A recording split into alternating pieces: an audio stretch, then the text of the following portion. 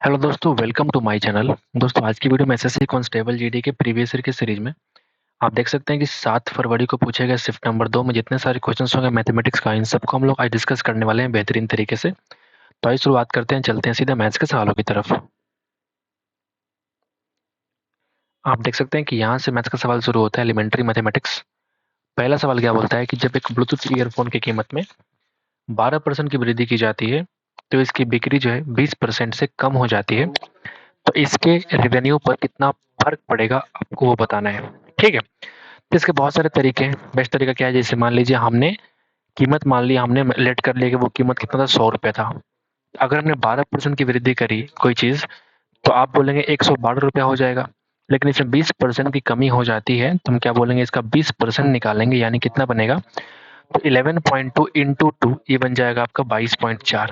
22.4 बोलेंगे। तो अगर इस 112 में से 22.4 अगर हम कम करते हैं तो आप देखेंगे भैया कि ये आपका आ जाएगा 89.6।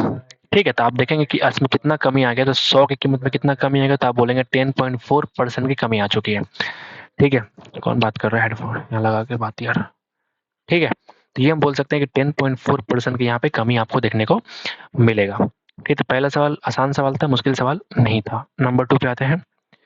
एक अलमारी जो है 15,500 में खरीदी गई और 260 रुपए इसके परिवहन पे खर्च किया गया। 20% का लाभ अगर कमाना है तो कितने बेचेंगे, तो आप बोलेंगे 15,500 प्लस 260, यानी कि तो आप बोलेंगे 15,760 रुपये में खरीद हुआ। 20% लाभ मतलब 5 की वस्तु को हम 6 में सेल करेंगे, आपको ये कहने का मतलब हुआ। ठीक है, तो आओ जरा गुना करें, आओ जरा गुना करें भाई। ये देखिए ये क्या हो गया। ठीक है, 5 से कटेगा 5 गुना 3, 5 एकम 5, 2 6, 5 पचे 25 और 5 दूना 10। अगर हम 6 से मल्टीप्लाई करेंगे तो 6 गुना 2 लास्ट में कितना आएगा, लास्ट में 2 ही आएगा। बाकी आप मल्टीप्लाई करो, लास्ट में 2 सिर्फ एक ही ऑप्शन में है, बाकी तुम काट के हटा दो। Option number 3 is the required answer. आगे बढ़ेंगे, गुना कर लेना आप। दिए गए व्यंजक का मान बताइए। तो अगर आप देखेंगे पहले करेंगे ब्रैकेट वाला काम। तो अगर मैं इसको भी 15 बनाऊं तो आप इसको भी 15 बना सकते हो। तो 4 तियां 12 और 3 15 बटा 15, यानी कि पूरी वैल्यू ये 1 आएगी। 1 इंटू समथिंग समथिंग 25 बन जाएगा। 9 को डिवाइड किया 3/5, यानी कि ये उल्टा होगा तो 5/3 बन जाएगा, मतलब 3 से कटेगा 3 बार में, और ये 5 जाएगा ऊपर, यानी कि बनेगा 15। ये प्लस में क्या होगा, तो आप बोलेंगे 15।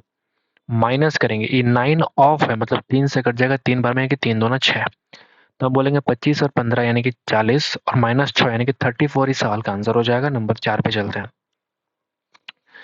चेन्नई में एक आईपीएल मैच का टिकट 2500 रुपये का था। जब टिकट की कीमत कम की गई है तो टिकटों को बिक्री में 50% की वृद्धि हो जाती है, लेकिन उसका रेवेन्यू जो है वो 15% से कम हो जाता है। तो टिकट की घटी हुई कीमत कितनी आपको बतानी है। ठीक है, तो देखो ये बढ़िया सवाल है, आप चाहो तो इसको टिक आउट कर सकते हो, वेरी इंपॉर्टेंट के लिए। क्योंकि अगर देखो प्राइस तुम्हारा पहला कितना था, तो आप बोलेंगे 2500 रुपये पहले प्राइस था, घट के वो कितना हो गया। तो आपने एक ये चीज़ पढ़ी होगी कि जब रेवेन्यू हमें निकालना होता है, राजस्व कितना इकट्ठा हुआ, तो उसके लिए हमको नंबर ऑफ टिकट देखना पड़ेगा, नंबर ऑफ टिकट देखना पड़ेगा, और गुणा करना पड़ेगा मुझे कि price of ticket, number of ticket into price of ticket, इन दोनों से फर्क पड़ेगा कि हमारा कितना पैसा इकट्ठा हुआ। समझ रहे हो बात। यानी कि अगर रेवेन्यू में 15% की कमी देखी गई है, मतलब अगर 100 रुपये पहले आ रही थी, तो अब सिर्फ 85 रुपीज़ आ रही, आपका ये कहने का मतलब है। तो अगर मैं इन दोनों को लेके चलूँ, तो समझना मेरी बात को। आपने बोला कि टिकटों की संख्या में 50% की वृद्धि हो गई, मतलब अगर टिकट पहले 100 बेचे जा रहे थे तो अब कितने बेचे जा रहे हैं, तो आप बोलेंगे 150। लेकिन जो टिकट का प्राइस है वो मुझे नहीं पता कितना घट के हुआ है। तो मान लिया अगर पहले का प्राइस तुम्हारा 2500 रुपया था, तो अब मुझे नहीं मालूम, अब उसको एक्स मान लेते कि वो एक्स के बराबर है। लेकिन ये जो नया वाला रेवेन्यू है ना, ये पुराना वाला रेवेन्यू का आप बोलेंगे 15% कम है, मतलब ये 85% है। मतलब मैं कह सकता हूँ कि इस पूरे वैल्यू का ये वाला वैल्यू 85% है, मतलब ये वैल्यू 17/20 है, मैं ऐसे भी कह सकता हूँ। अब तुम इक्वेट करोगे, तुम्हारा एक्स की वैल्यू आने वाली है, समझ गए बात। ठीक है, यहाँ से देखो, ये 3 बार में कट जाएगा, ये 2 बार में कट जाएगा। ठीक है, एक जीरो यहाँ से, एक जीरो यहाँ से, 2 और 2 खत्म। तो अगर हम एक्स की वैल्यू को निकालने की कोशिश करेंगे तो आप बोलेंगे 250 इंटू 17/3। आओ जरा गुना करें, तो 0 17 पचे 85 8, 34 और 8 यानी कि 42/3, यानी कितना हो जाएगा, तो आप बोलेंगे 14 तिया 42 यानी कि 1400 और 16, 1416.6666 यानी कि 67। This is the answer. इतना रुपया क्या हो गया, नया टिकट का प्राइस हो गया। तो ये आपका सवाल वेरी इंपॉर्टेंट है, अगर आप ध्यान से देखेंगे तो बहुत सारा कंफ्यूजन हो जाएगा अगर आप इसको पहले से ही देख के नहीं जाएंगे। बढ़िया सवाल है आपके लिए। नंबर 5 पे आते हैं। नंबर 5 पे आते हैं। एक उपहार बेच रहा है दुकानदार, फलों का उपहार बेच रहा है। सेब है और उसमें आम मिला के दे रहा है। पैकेट 100 रुपये प्रति केजी की दर से 12 केजी फल है। किसी पैकेट के अंदर बोलता है कि 12 केजी फल है जिसका एवरेज प्राइस कितना है पर केजी का, 100 रुपया। तो 12 केजी का प्राइस कितना हो जाएगा, तो आप बोलेंगे जो पैकेट का प्राइस है वो 1200 रुपया है। ठीक है भाई। 90 प्रति केजी की दर से अगर आप 8 केजी सेब उसमें डालते हैं तो 9 8 72 यानी कि 720 रुपये का आपने क्या डाल दिया, एप्पल डाल दिया। ठीक है। तो आपसे कह रहे हैं कि X रुपए की कीमत से कौन सा है, आम है 4 केजी। मतलब मैं कह सकता हूँ जो प्राइस बच गया, कितना बच गया, तो आप बोलेंगे 480 रुपया। ये 4 केजी आपके आम का प्राइस। तो आम को आप निकाल लो, यानी कि 120 रुपीज पर केजी। बेहद ही आसान सवाल, बहुत ही घटिया सवाल। आगे बढ़ते हैं। रमेश को 800 रुपये के अंकित मूल्य वाली एक पुस्तक पर 2 ऑफर मिल रहे थे। वो या तो 20% की प्रत्येक की 2 क्रमिक छूट ले सकता है, या तो वो 30 और 10 की 2 क्रमिक छूट ले सकता था। यदि रमेश ने बेहतर ऑफर वाली योजना को चुना होता तो उसने अन्य योजना के मुकाबले कितनी अधिक बचत होती। तो मैं काम करते हैं, दोनों का पहले निकाल लेते हैं कि दोनों का एक्यूरेट वैल्यू क्या आएगा। तो अगर 20 और 20 की बात करूं तो 20 प्लस 20 40 और माइनस करते हैं 20 का 20% यानी कि 4 और, यानी कि इस वाले केस में हमको 36% का हमको डिस्काउंट मिलता। अगर हम 30 और 10 की बात करेंगे तो 30 10 40 माइनस 30 का 10% यानी कि 3 कम करें, 37% डिस्काउंट हमको इस वाले केस में हमको देखने को मिलता। इस केस में 37% का डिस्काउंट, इस केस में 36% का डिस्काउंट, यानी हमको बेहतर चुनाव किसमें होगा, इसमें। यानी कि हमको 1% का हमको एक्स्ट्रा प्रॉफिट मिलेगा। किस केस पे, तो आप बोलेंगे 800 रुपया में। तो 800 रुपया का 1% यानी कि 8 रुपया का क्या हो जाएगा, हमको एक्स्ट्रा बचत देखने को मिलेगा अगर हमने बढ़िया चुनाव किया होता तो। आगे बढ़ते। 1920 रुपये में बेचे गए किसी की वस्तु पर अर्जित लाभ का प्रतिशत 1280 में इसी वस्तु को बेचे जाने पर हुए हानि के परसेंट के बराबर है। तो इस वाले केस में हम अगर सीपी निकालने की कोशिश करेंगे तो इन दोनों को जोड़ के हाफ कर दो, यानी कि 1200 और 1900 कितना होता है 3100, और 80 और 20 यानी कि आप बोलेंगे 3200। तो 3200 बटा 2 यानी कि 1600 रुपये क्या हो जाएगा, इसका सीपी हो जाएगा। ऐसा हमने क्यों निकाला, क्योंकि जितना परसेंट लाभ हो रहा है उतना परसेंट हानि हो रहा है। दोनों का सेलिंग प्राइस दे रखा है, और चूंकि सेलिंग प्राइस दोनों का ही कॉस्ट प्राइस के बेस पर प्रॉफिट और लॉस को निकालती है। इसके वजह से मैं कह सकता हूँ कि सीपी इन दोनों के सम के हाफ के बराबर होगा। ठीक है। तो अगर हमको 25% का लाभ कमाना है तो हमको एसपी कितना करना पड़ेगा, तो आप बोले 1600 इंटू 5/4 गुना कर लो, 2000 रुपये इस सवाल का आंसर होगा। आगे बढ़ते हैं।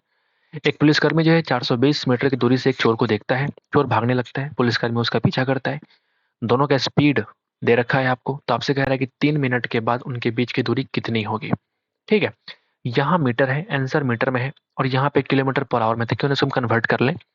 तो अगर हम देखेंगे अगर ये दोनों एक दूसरे से पीछे भाग रहे हैं तो जो रिलेटिव स्पीड होगा वो कितना होगा, 5 किलोमीटर पर आवर। क्योंकि same distance sorry same direction में अगर भाग रहे हैं तो उन दोनों के स्पीड के अंतर से हमें निकालना पड़ेगा। तो अगर हम देखेंगे 3 मिनट के बाद हमको निकालना डिस्टेंस कितनी होगी, तो जरा चेक कर ले। Distance is equal to speed into time. Speed into time मतलब अगर मेरे पास स्पीड है 5, मुझे कन्वर्ट करना है मीटर पर सेकंड में पहले, तो 5/18 से गुणा कर दिया हमने तो मीटर पर सेकंड हो गया। अगर हमको 3 मिनट की बात कर रहा है मतलब 3 × 60, अब ये बन गया सेकंड।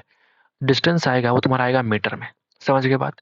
आओ जरा काटे। तो ये बन जाएगा 6 × 3। ठीक है। और ये 6 × 10, 3 से 3 खत्म है, नहीं 5 × 5 = 25, यानी कि 250 मीटर आगे जा चुका है। मतलब मैं कह सकता हूँ कि पुलिस जो है चोर की तरफ 250 मीटर आगे जा चुका है। मतलब अभी भी उन दोनों के बीच जो डिस्टेंस बाकी है वो 420 माइनस 250 यानी कि 170 मीटर बाकी है। आसान था। आगे बढ़ते हैं। ए और बी एक साथ काम करते हुए एक प्रोजेक्ट को 16 दिन के अंदर पूरा कर सकते हैं, जबकि बी अकेला इसे 24 डेज में कर सकता है। आपसे ये सवाल पूछ रहा है, बहुत ही बेसिक सवाल है। ठीक है। तो ए अकेले प्रोजेक्ट को कितने दिन में पूरा करेगा आपसे पूछ रहा है। तो इन दोनों का एलसीएम हो जाएगा भैया 48। यहाँ एफिशिएंसी 3, यहाँ पे 2। बोलेंगे भैया बोलो। अगर बी तुम्हारा 2 है और दोनों का सम अगर 3 है तो ए की वैल्यू कितनी आएगी 1। 1 से कर दो डिवाइड, और यही तुम्हारे सवाल का आंसर है कि ए उस काम को 48 डेज में कंप्लीट कर सकता है। बहुत ही बेसिक सवाल, बहुत ही बेसिक सवाल। 40 आदमी किसी काम को 15 दिनों में पूरा कर सकते हैं। उन्होंने काम करना शुरू किया और 5 दिन के बाद 10 आदमी और जुड़ गया। मतलब मैं कह सकता हूँ कि 5 दिन अगर काम हो गया तो मैं कह सकता हूँ कि 40 आदमी के द्वारा 10 दिन का काम बाकी है। लेकिन अब जो है आदमी 10 और बढ़ गया, मतलब 40 बन गया 50। तो अब कितना वक्त लगेगा, आपसे ही सवाल पूछ रहा है। आओ जरा निकाल लें। 0 से 0 खत्म, 5 से 8, यानी कि टाइम की वैल्यू आ चुकी है 8 दिन। मतलब बाकी बचा काम जो है 8 दिन और लगेगा और 5 दिन तुम्हारा पहले काम हुआ। तो आंसर क्या पूछ रहा है आपसे, कुल काम, पूरा काम, यानी कि टोटल 13 डेज में तुम्हारा काम कंप्लीट हो पाएगा। आसान सवाल था, आगे बढ़ जाते। एक गोले का संपूर्ण पृष्ठीय क्षेत्रफल दे रखा है 22,176 सेंटीमीटर स्क्वायर। तो गोले का व्यास ज्ञात कीजिए।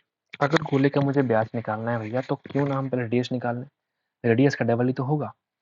तो गोले का संपूर्ण पृष्ठीय क्षेत्रफल जो होता है वो होता है 4 पाई r²। इसकी वैल्यू आ चुकी मेरे पास 22,176। आओ जरा गुणा भाग करें। तो 4 × 22/7 × r² इज इक्वल टू 22,176। आप यहाँ पे देख पा रहे हैं कि 22 से कट रहा है पूरा पूरा, 22 1 जा फिर 0, ठीक है, 22 खत्म, फिर 1 0 हो गया, 17 फिर 0। अब ये कटेगा 8 से, सही है ना, बिल्कुल ठीक। अगर हम 4 से काटें इसको तो बन जाएगा 250 और 2 यानी कि 252 बार, यानी कि आर की वैल्यू आ चुकी है कितना, 252 इंटू 7 का अंडर रूट। ठीक है भाई, 252 इंटू 7 का अंडर रूट। मैं यहाँ से 7 निकालूंगा तो 7 आ चुका है। अब यहाँ कितना एक्स्ट्रा बचा हुआ है, तो आप बोलेंगे 7 21, 4 2 16 और बचा, मतलब 4 और बाहर निकल जाएगा। मतलब आर की वैल्यू आ चुकी 28। मिस्टेक करा हमने, कुछ मिस्टेक तो नहीं करा, कर लेता हूँ फिर से एक बार देख लेता हूँ। मैं यहाँ पे क्या लिखूंगा इसको, 7 इंटू, ये बोलेंगे 7 3 जा 21, 4 2, अच्छा 36 आएगा, हमने 16 कर दिया उसको, मिस्टेक, माई मिस्टेक। अब 2 7 के लिए एक 7 बाहर और यहाँ से 6 बाहर, मतलब 7 6 42 सेंटीमीटर क्या हो गया आपका, रेडियस हो चुका है। तो रेडियस का डबल क्या होता है, डायमीटर, यानी कि 84 इस सवाल का आंसर। कंफ्यूज नहीं होना है, 42 में नहीं मारना, डायमीटर आपसे पूछ रहा था। आगे बढ़ते हैं, सवाल नंबर 10, 12 नंबर सवाल, ठीक है। एक इलेक्ट्रॉनिक, बड़ा लंबा सवाल है, पढ़ते हैं क्या बोलता है भाई साहब ये, ठीक है, क्या पढ़ता है, क्या बोलता है, पढ़ते हैं। एक इलेक्ट्रॉनिक दुकान है, किसी भी इलेक्ट्रॉनिक उपकरण की खरीद पर 20% की छूट दे रहा है। किसी भी इलेक्ट्रॉनिक उपकरण की खरीद पर 20% की छूट दे रहा है, जिसकी कीमत 80,000 रुपया से अधिक है। पहली बात, अगर 80,000 से ऊपर की कीमत है तो उसे 20% का डिस्काउंट देगा। अगर इतने से इतने के बीच का अगर है पैसा का अमाउंट का, तो उस पर 16% का डिस्काउंट। अगर इतने के बीच का रेंज का है, 10% का डिस्काउंट। अच्छा, बाकी अगर मोबाइल कवर खरीदिए, ईयरफोन खरीदिए, चार्जर, जो भी, इस सब के लिए आपको सिर्फ 3% का डिस्काउंट दे रहा है। बाकी ये सारा छूट इंडिपेंडेंट है, आपसे कह रहा है कि केवल मूल रेंज के आधार पर प्रदान की जाती है। अजय ने 40,000 रुपए की एक मोबाइल खरीदा, तो आपसे कह रहा है कि 40,000 जो है वो इसके बीच में लाई कर रहा है। तो 40,000 के लिए मैं कहूंगा सिर्फ 10% का डिस्काउंट। बोलिए, 40,000 के लिए सिर्फ 10% का डिस्काउंट। तो आपसे क्या कर रहा है, 90 लैपटॉप है, फिर ये मोबाइल कवर है, टोटल कितना डिस्काउंट मिला, तो 40,000 का 10% यानी कि 4,000 डिस्काउंट मिल गया इसको, प्लस इस वाले कीमत के लिए हमको मिलेगा कितना, तो आप बोलेंगे 20% का डिस्काउंट, लेकिन हमने 18, यानी कि 18,000 रुपये का डिस्काउंट हमको यहाँ मिल गया। कवर के लिए सिर्फ 3%, यानी कि 4×3 12 रुपया और, यानी कि 18 और 4 22,000, 12 रुपया इस सवाल का आंसर। जितना लंबा सवाल उससे 1 लाख गुना छोटा आंसर, ठीक है, इसलिए घबराना नहीं। एक राशि जो है चक्रवृद्धि ब्याज पर 3 वर्षों में 4900 रुपया और 5 वर्षों में 6400 रुपया हो जाती है, ठीक है। तो ब्याज वार्षिक से चक्रवृद्धि अगर होता है तो ब्याज दर ज्ञात करें। आपको मालूम है कि जब 3 और 5 का रेशियो है तो हम यहाँ पे पी और ए का रेशियो निकाल सकते हैं, कैसे, 4900 और ये हो जाएगा 6400। लेकिन इस वाले केस में आप देखेंगे कि इस वाले केस में 3 और 5 के बीच में दो दो ईयर का फर्क है। मतलब अगर मैं इसको काटूंगा तो आप देखेंगे 7 का स्क्वायर और 8 का स्क्वायर, मतलब फर्स्ट ईयर यहाँ पे 2 आ चुका है, फर्स्ट ईयर में 7 और 8 का रेशियो रहा होगा, यानी कि कितना का रेट है, तो आप बोलेंगे जो रेट है वह 1/7 पर ईयर, यानी कि 14 इंटीजर 2/7% को हम क्या बोलते हैं, तुम्हारा रेट ऑफ इंटरेस्ट हो जाएगा। ठीक है, आगे बढ़ते हैं, आगे बढ़ते हैं। वर्ष 2019 में 1,20,000 रुपए की राशि का 12% की वार्षिक की दर से सावधि जमा में निवेश किया गया था, जिसकी गणना जो है वार्षिक चक्रवृद्धि दर पर की जाती है। तो वर्ष कहता है 22 में इसका मूल्य लगभग क्या होगा, आपसे बता रहा है। ठीक है, यहाँ 19 की बात कर रहा है और यहाँ 22 की बात कर रहा है। आपसे सिंपल तरीके से कह रहा है कि टाइम जो है वो सिर्फ 3 साल है। कॉल आ रहा है यार। हेलो, करते हैं 5 मिनट में, कॉल करते हैं 5 मिनट में, 5 मिनट में करते हैं। ठीक है मतलब ये टाइम, ओके, ये टाइम आ चुका है तुम्हारा 3 साल के लिए। ठीक है भाई, तो आपसे सिंपल तरीके से कह रहा है कि 1,20,000 रुपया 12% के रेट से 3 साल में कितना बन जाएगा, आपका ये सवाल है। मतलब 1,20,000, 12% का मतलब 100 की वैल्यू 112। बोलिए, 100 की वैल्यू 112। और ये काम कितने बार करना है आपको? 3 बार करना है, क्योंकि 3 साल की कहानी है। तो हम कर देंगे 112 इंटू 112, और ये तुम्हारा अमाउंट बन जाएगा आफ्टर 3 ईयर्स। आओ जरा गुना भाग करें। 4 जीरो से हमने 4 जीरो काट के हटाया। ठीक है, 4 से काटो, 4 गुना 3, ये कट जाएगा 25। लेकिन काटना यहाँ महंगा पड़ जाएगा। अगर आप देखें तो फिर 25 किसी से कटेगा नहीं, इसका मतलब हम काटते नहीं है। ठीक है 100 छोड़ देते हैं कि गुना करने में आसानी होगा। हम फोन का इस्तेमाल कर रहा हूँ। ठीक है, फोन का इस्तेमाल कर रहे हैं हम, देखो जरा। तो यहाँ पे देखो कैलकुलेटर है। 112 गुणा 112 गुणा 112 गुणा सिर्फ 12, और डिवाइड किया हमने 100 से। 1,68,591, 1,68,591.36। तो आपसे कह रहा है कि लगभग निकालो, तो लगभग क्या हो जाएगा? 1,68,591, यानी कि option number 3 is the required answer. आगे बढ़े, 15 नंबर पे आते हैं। यदि एक बेलन की ऊंचाई में 25% की वृद्धि की जाती है ना, और उसके आधार की त्रिज्या में 15% की अगर कमी की जाती है, तो उसके वक्र पृष्ठीय क्षेत्रफल में परसेंट वृद्धि या कमी निकाली। तो बेलन की अगर हम बात करें कर्व सरफेस एरिया, तो ये होता है 2πr/h। तो आप अगर देखेंगे इस वाले केस में 2 और पाई जो है ये कांस्टेंट है, ये चेंज नहीं होने वाला है। चेंज क्या होगा? सिर्फ रेडियस और हाइट। मतलब आर और एच पे डिपेंडेंट है, कोई स्क्वायर स्क्वायर नहीं है। मतलब मैं कह सकता हूँ दोनों को मल्टीप्लाई करेंगे तो ये हमारा चेंज का वैल्यू दे देगा। 25 पहले बढ़ाया और फिर 15% कम कर दिया। ठीक है, तो मैं कह सकता हूँ कि 100 की वैल्यू अगर 25 बढ़ाऊं मैं, तो ये 125 हो जाएगा। अगर 15% में कम करूंगा तो 12.5 और प्लस 6.25, यानी कि 18.75 मुझे कम करना पड़ेगा। 18.75 कम करना पड़ेगा, यानी ये वैल्यू हो चुकी 106.25। मतलब 100 की वैल्यू कितनी होगी? तो आप बोलेंगे 106.25। मतलब कितने की वृद्धि हुई? तो आप बोलेंगे 6.25% का वृद्धि हो चुका है। ठीक है, आसान सवाल था। आगे बढ़ जाते हैं। एक पुलिसकर्मी जो 120 मीटर आगे एक चोर को देखता है और तुरंत पुलिसकर्मी चोर का पीछा करना शुरू कर देता है। पुलिसकर्मी 1 मिनट में 26 मीटर और चोर 20 मीटर अगर दौड़ता है ना, तो पुलिसकर्मी कितने समय में चोर को पकड़ लेगा? आपसे ये सवाल है। 1 मिनट में 26 मीटर, मतलब 26/60 अगर मैं करूं तो मीटर पर सेकंड आ जाएगा। ये 20 बटा अगर मैं 60 करूं तो मीटर पर सेकंड आ जाएगा। अगर चोर को पुलिस पकड़ रहा है तो मैं कहूंगा इन दोनों का डिफरेंस मुझे लेके चलना पड़ेगा, ताकि स्पीड का मुझे ये काम आएगा। क्योंकि इस केस में अगर सेम डायरेक्शन में भाग रहे हैं तो मुझे ये स्पीड लेके चलना पड़ेगा। मतलब कि 6/60 यानी कि 1/10 मीटर पर सेकंड हमको लेके चलना पड़ेगा। अगर डिस्टेंस तुम्हारा टाइम टू मीटर मुझे निकालना है, तो 120 मीटर अगर डिस्टेंस है तो स्पीड कितना? 1/10 को भेजो ऊपर, यानी कि मैं कह सकता हूँ कि 1200 सेकंड में चोर को पकड़ लेगा। और जरा आंसर देखें, आंसर मिनट में है तो हम काम करते हैं 60 से करते हैं डिवाइड, तो आप बोलेंगे भैया 20 मिनट इस सवाल का आंसर हो। बहुत ही आसान सवाल था। आगे बढ़ते हैं। यदि प्रथम 110 प्रकृत संख्याओं का जो एलसीएम वो n है, तो प्रथम 115 प्रकृत संख्याओं का एलसीएम क्या होगा? आप इसको टिक मार लीजिए, बढ़िया सवाल है। ठीक है, आपको अगर लॉजिक नहीं मालूम बता रहा हूं मैं। 110 की मतलब वो स्टार्टिंग से बात कर रहा, मतलब 1 into 2 into 3 into 4 into something लेकर के हमको 110 तक पहुंचना है।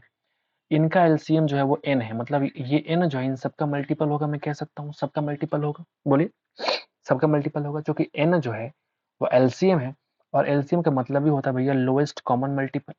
ठीक है, मतलब ये सारे नंबर इससे कटने वाले होंगे। अगर 115 की बात करूं तो इस संख्या में मुझे 111 जोड़ना पड़ेगा, 112 जोड़ना पड़ेगा, 113 जोड़ना पड़ेगा, 114 जोड़ना पड़ेगा और 115 जोड़ना पड़ेगा। तब अगर आप देखेंगे ध्यान से तो 115 में देखो 23 गुणा 5, ये दोनों संख्या इसमें आ चुका है। 5 भी आ चुका है और 23 भी आ चुका है। 14 की बात करूं तो फिर अब तोड़ के देखो 2 इंटू 57, 57 भी आ चुका है, 2 भी आ चुका। अगर हम 12 की बात करें तो फिर देखो 4 इंटू कितना, 4 इंटू कितना समथिंग जो भी होगा, 4 से कट रहा है तो 4 भी आ चुका, वो संख्या भी इसमें आ चुका, मतलब ये सारे संख्या का मुझे मल्टीपल दिख रहा है।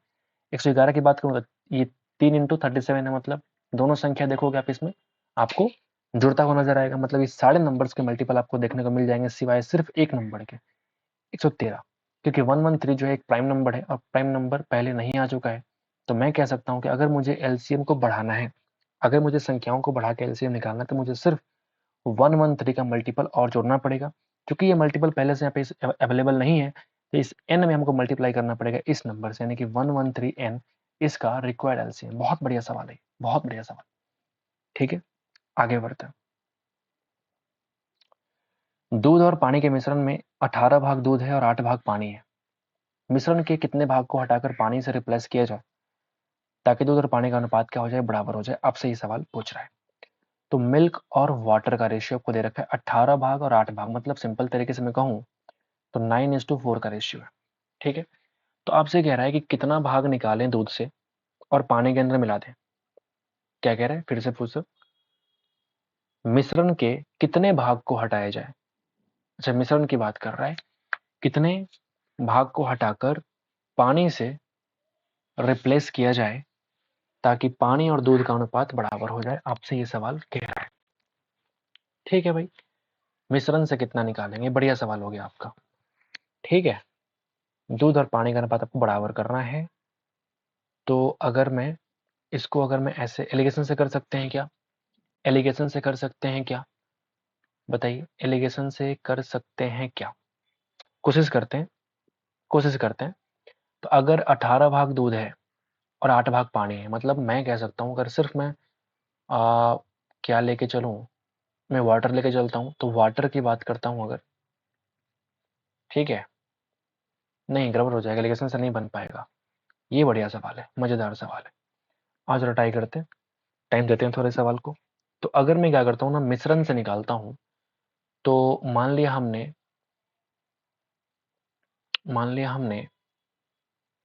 दूध और पानी के मिश्रण में 18 भाग पानी दूध है और 8 भाग पानी है। मिश्रण के कितने भाग को हटा करके पानी से रिप्लेस करें, मिश्रण को निकाला और पानी भर दिया, ऐसे कह रहे हैं, ताकि दूध और पानी बराबर हो जाए। ठीक है, तो मुझे एक बात बताओ,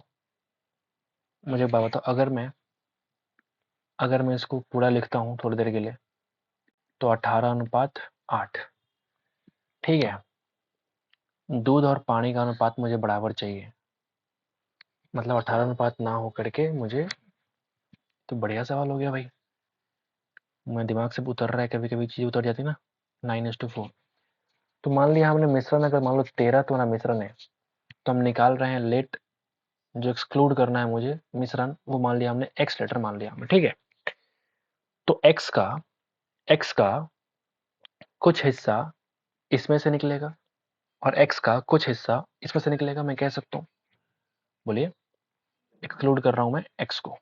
ठीक है, तो इस एक्स में मिल्क का कितना पार्ट होगा, मिल्क का पार्ट कितना होगा, तो आप बोलेंगे मिल्क का पार्ट होगा x/13 × 9 बोलेंगे। और जो वाटर का पार्ट होगा, वाटर का जो पार्ट होगा वो कितना होगा, तो आप बोलेंगे x/13 × 4, 13 × 4।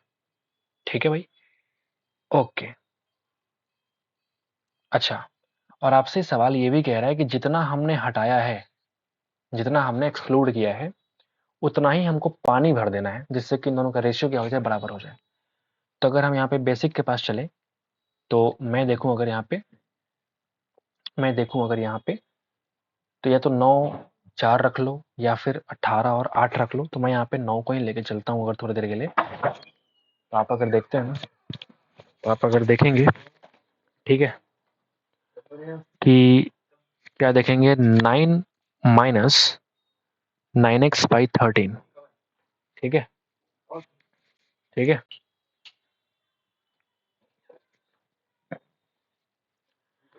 तो यहाँ पे अगर देखेंगे, ये बन जाएगा आपका 4 माइनस 4x/13, और इतना निकाल के मुझे यही चीज पानी में जोड़ देना, जिससे कि हमारा रेशियो क्या हो जाए, बराबर 1:1 हो जाए। 1:1 हो जाए। ठीक है, ये तुम्हारा लॉजिक हो सकता है। ठीक है, अब जरा करते हैं सॉल्व। ठीक है, तो मैं काम करते हैं, क्रॉस मल्टीप्लाई अगर करेंगे तो ये 9 minus 9x/13 is equal to ये बन जाएगा आपका 4, और ये अगर मैं 13 को जोड़ूंगा तो 13x माइनस 4x, यानी कि ये बन जाएगा आपका 9x, ये बन जाएगा प्लस 9x/13, ये बन जाएगा आपका, ये बन जाएगा आपका। आओ जरा सॉल्व करें।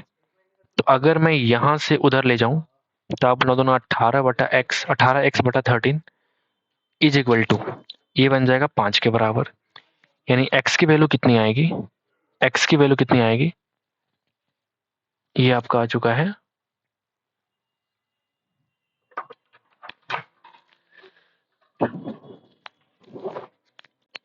x की वैल्यू आ जाएगी 5 इंटू 13/18। ठीक है, x की वैल्यू इतनी आ चुकी है। अब ये x जो है वो कौन सा पार्ट है आपको निकालना है, ये तुम्हारा एक्चुअल वैल्यू आ चुका है, ये कौन सा पार्ट है। अगर मैं पार्ट निकालूं तो आप देखो टोटल पार्ट है 9 + 4, तो मैं कहूंगा अगर देखो ध्यान से 13 का कितना भाग इज इक्वल टू 5 इंटू 13/18। तो अगर मुझे ये कितना वाला पार्ट निकालना है तो का मतलब गुणा 13 से 13 काटोगे, यानी कि कितना का वैल्यू आ चुका है 5/18 पार्ट, 5/18 पार्ट इस सवाल का आंसर होगा। थोड़ा लेंदी हमने किया है, बट फिलहाल मेरे दिमाग में सिर्फ यही आ रहा है, इसलिए मैंने इस तरीके से किया है। ये तुम्हारा एक्चुअल वैल्यू आ चुका, इस एक्चुअल वैल्यू का हमने कितना पार्ट में निकाला, यानी कि 5/18 पार्ट इस सवाल का आंसर होगा। This is very important. आगे बढ़ते हैं, 19 पे आते हैं। दूध और पानी के 90 लीटर मिश्रण में दूध और पानी का अनुपात दे रखा है, मिल्क एंड वाटर 5 अगर है तो 5, 18 चौक 72, और ये हो जाएगा 18।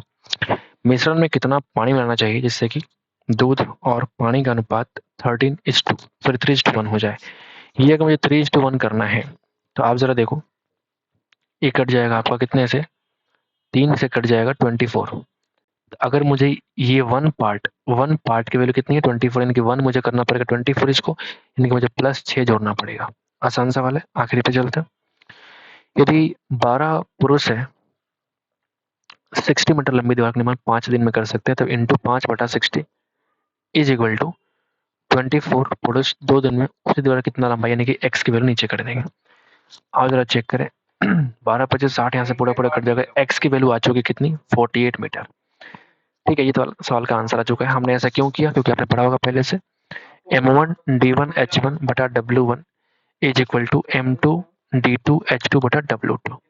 ये हम लोग अप्लाई करते हैं, वर्क हमारा नीचे आता है। तो उम्मीद करते हैं कि आपको समझ में आया होगा, तो एक बार लाइक कर दीजिएगा हमारे इस वीडियो को, हमारे एफर्ट के लिए। मिलते हैं नेक्स्ट वीडियो में, आज के लिए इतना ही। Thank you so much guys.